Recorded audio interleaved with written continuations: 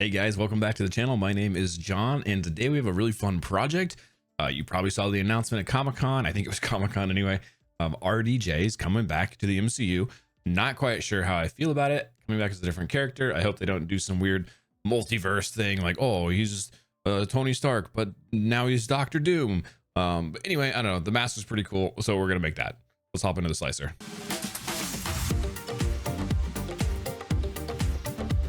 Here we are in Orca Slicer. This is a file by Yosh Studios. Got it from his Patreon. I'll link that down below. And this comes in a couple different ways to print. I printed it in two pieces. There's this little, I don't know, zigzaggy piece that goes in the mouth here. Printing it separately will just make it a little easier to process, so it's not separated or inset in here too much, so it's hard to get to. Not really difficult to set up. I just kind of plated it so that the chin is as flat as it can possibly go on here, and set it up that way. Quality settings, I just did this at a 0.2 millimeter because it is going to be sanded and fully post-processed. I did a 6% gyroid with this. Supports tree auto on build plate only, should be totally fine.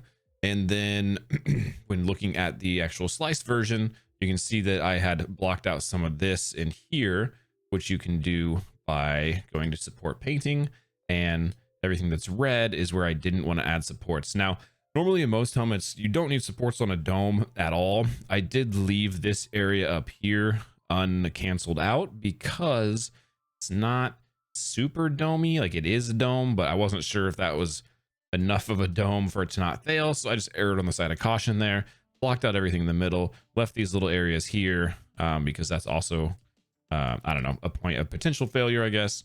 And everything else I just kind of let the computer do its thing. So this is what it looks like completely sliced. You can see there's not a lot of extra waste going up into here, but we're still supported on the back and these little kind of temple divot areas. Eyes are supported, mouth supported, lots of little edges on this to be supported. So this worked out pretty well, and the print came out just great. We've got about a 10.5 hour printing time here, and it'll use about a third of a roll of filament. Well, once it comes off the printer, it's going to look something just like this. I haven't removed the supports yet. Couple things that I did want to point out on this before we get started on it. I did have a little bit, not necessarily a layer shift, but it looks like almost an under extrusion here that doesn't go all the way around, but goes to the middle. So I'll have to sand that down. You're obviously going to get that stair stepping. There's ways to mitigate that in the Slicer software if you want to add time to your print. If you're not going to be post-processing this, I recommend checking out like a variable layer height and adding that into the top here to make these a little bit smaller. If you're just going to print this in like a silver filament and call it a day. I'm going to be sanding this down, so it doesn't matter to me. Should be pretty easy to post-process, though. Not too shabby. I'm going to be using the resin method. We'll go through all of that once we get out into the garage. So I'll get it set up and see you guys out there. All right, so per usual, there's some things that we have to do to the mask or helmet before we can really get to where we want and start processing it. We got to sand down this nasty gnarliness up here. You're going to do resin coating, so it doesn't have to be a crazy good sanding job. It doesn't have to be super smooth, but I'll probably hit that with like an 80 or 120 grit just to kind of dumb that down, smooth that out a little bit.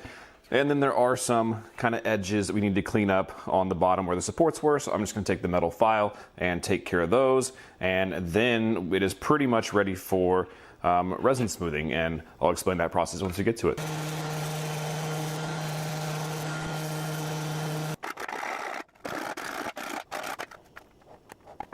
So that didn't really take much time at all, just really a couple minutes, just getting down those stair steps again. I had this weird little line, almost like a layer shift. You can kind of see a little bit of it there that I went ahead and sanded down. And some of these other areas as well. Everything else will clean up after post-processing, but we're gonna move on to the resin. If you've never worked with resin before for doing smoothing, it is pretty toxic, so make sure that you have good PPE. You're going to want to wear gloves. You're going to wear an actual respirator, not just like an N92 mask. You also need some other stuff. It is a little more material intensive, but for me, if you have all this stuff, it's kind of the most efficient way that I found to really smooth things out, because it really only takes, once you're set up, like 5-10 minutes, and then you're basically ready for one last quick sand and paint. So it's very efficient. But you need some other stuff. So this is a UV light. All the stuff will be linked down in the description below. You need some cups as well to put the resin in. And the resin that you use isn't anything fancy. This is just regular like resin printer resin. This is just Elgu's PLA. And then I also mix a little bit of talcum powder, baby powder in there, actual talcum powder. A lot of times it's made with cornstarch now. So find actual talcum powder. It just helps thicken the resin up a little bit. I'll mix that into the cup in a 1-to-2 ratio, talcum powder to resin. It just thickens it up a little bit, helps it fill those layer lines in even quicker. That's really all you need. A couple paint brushes, probably a bigger brush and a small brush for details.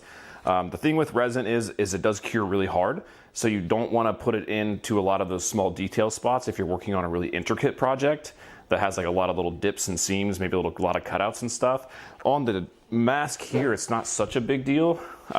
We do want to be a little bit careful that we don't fill in all the gaps in between all these little studs here, these little bumps here, and kind of smooth those out, but they're pretty tall, so I'm not too worried about that. This is pretty much a perfect candidate for resin, and it's really going to take care of these layer lines super fast. So I'm gonna get that set up. We'll kind of time lapse through most of that, but we'll explain it as we go. Hey, Future John here. I totally lost the resin footage. I'm not sure where it went. I don't know if the camera died or whatnot, but I don't have any footage of me actually applying it.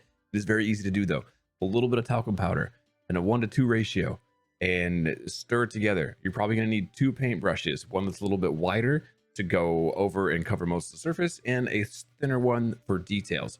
If you feel like the resin is pooling, and it is a liquid, so it wants to self-level, so it will kind of pool into areas, you take the smaller brush or a toothpick even, and you scoop some of that out, wipe it on a paper towel.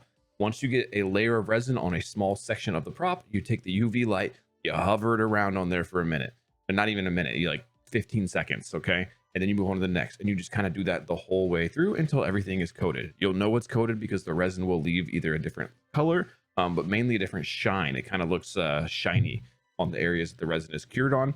After everything is cured and you are done, make sure you spray the entire prop with IPA alcohol, isopropyl, like a 91%, 99%, whatever, and then wipe everything off because it will feel greasy. The isopropyl alcohol will get rid of all the extra, basically uncured resin, and then make it safe to handle. At that point, you are pretty much done with the resin coating. It only takes like 5-10 minutes on a prop like this size to really get in there and do this.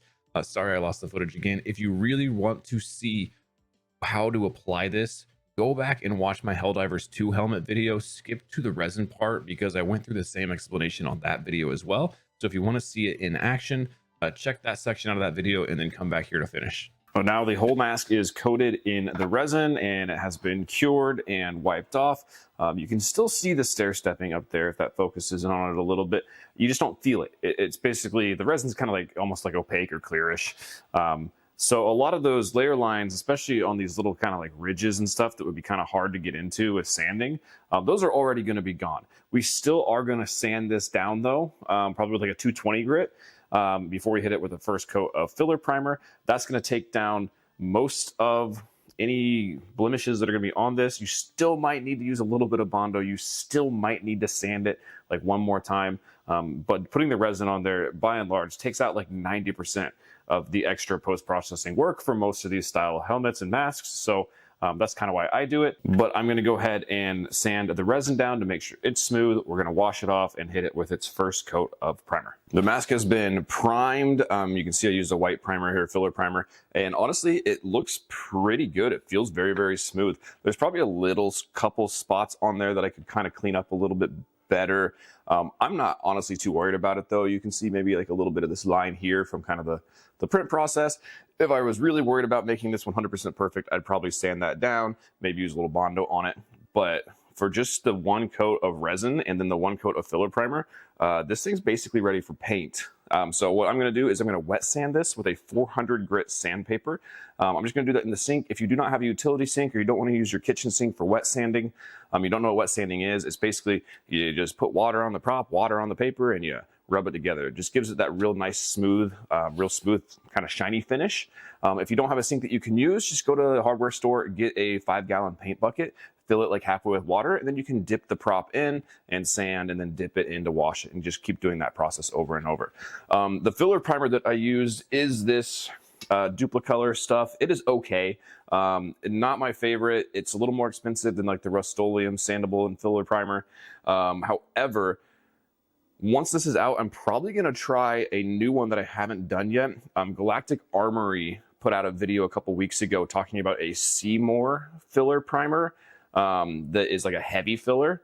And the best part about it is supposedly it cures in like 30 minutes. This stuff takes like a few hours at least to cure. The Rust-Oleum, sometimes you have to leave it overnight to cure to make it sandable so it's not tacky and sticky anymore. Supposedly the Seymour stuff will cure in like half an hour to be sandable, which will heavily speed up the workflow overall. So I'm going to give that a try. I'll link both of these down below in the panels. I haven't used the Seymour itself, but it is a little more cost effective as well, it looks like, because it is a 15-ounce can as opposed to a 12-ounce can. So it has a higher initial price, but per ounce it's actually a little bit cheaper than this stuff. So I'm going to move on to that, give that a try next time. But disclaimer, I have not used it yet. It will be down below. From what I've heard, it's really, really good stuff. Okay, so once I get this sanded, wet sanded here, I'm going to go ahead and paint it. And if you saw the Comic-Con reveal, it's not really a metal looking helmet. It doesn't look super like metallic or anything like comic book Doctor Doom. It's not like a brushed nickel or like a shiny silver. It's almost like a dark gunmetal, and we won't really know what it looks like until it comes out in the movie, or we see some trailers, but it was just Comic-Con footage. So, but looking on that, I am going to go with basically a gunmetal type. This is Krylon. This is dark, metallic dark metal here. I think this is going to look pretty good on this. Give it a little bit of shine, give it a little bit of a metal look, but still kind of keeping it dark like the Comic-Con reveals. So that's the paint that I'm going to use. If you are going to do like a high gloss, I don't know, shiny silver or something like that, you're going to want to spend a little extra time making sure that all the layer lines are completely smoothed out, because the shinier, glossier paint you use, the more those are going to shine through, especially if you do like a chrome reflective type paint. If you're not sure if you're ready for paint yet, and you're like, oh, maybe, maybe not, I don't want to put this shiny coat on there and have it look terrible, do a layer of black gloss paint first over the whole thing. When painting on your final coat here, make sure that you use nice even streaks, kind of build it up as you go along. You do not want drops or runs here that you're gonna have to sand down and then start back over. So take your time with this, build it up in layers. And just like that, the Dr. Doom mask is completely done. I haven't added a strap to it yet. I'm not sure what I want to do, like a elastic or a leather or something, but that paint job came out pretty nice. I think that was a really good choice of paint on this. And for the amount of work we did on this, this looks really, really good. Just to kind of a recap, the whole process that we did here was took it off the printer, obviously, ripped off the supports, filed down a little bit of the bottom to make it smoother, and then we did one coat of UV resin. I sanded that down with a 220 grit sandpaper, mostly by orbital sander, and then used the hand sheets to get into the little places the orbital couldn't go. I then washed everything off, covered that with a coat of filler primer, and that was pretty much it. It was looking good, so I just wet sanded that down with a 400 grit sandpaper, let that dry, and hit it with one coat of spray paint, and this is the final result. It looks pretty good. A couple areas that I could have spent more time that really only show up when you've got a light, big bright light shining up on it. You can see a little bit of that kind of waviness in there and just a little bit of pitting almost on the top, but that's really only when it's under a big light shining right at it because of the reflectiveness of it. If you were to use this in cosplay or something and have that big green hood that goes over the top of it, all that's going to get covered up anyway. So really happy with how this came out for the very, very minimal amount of work that we put into it. If I wanted to damage it up a little bit, maybe add a little bit of, I don't know, wear and tear, a little bit of weathering to it, do a little black wash perhaps, to get into some of these little seams kind of down in here just to make it look a little more grungy. You could also kind of blend some orange and brown like acrylic paint and dot it around these little brads to make it look like areas where there would maybe be rust that would develop over time. So I might do that in the future. I haven't clear coated this yet. But for now, I'm going to leave it as is. I think it came out really, really good. So that's the whole build video, guys. Thank you so much for watching. I hope you learned something. If you did, have any questions or anything, feel free to leave a comment down below. I try to get to all of them. And if you liked what you saw, don't forget to hit that subscribe and like button. Helps me out a lot. I appreciate you guys watching. I'll see you guys in the next one.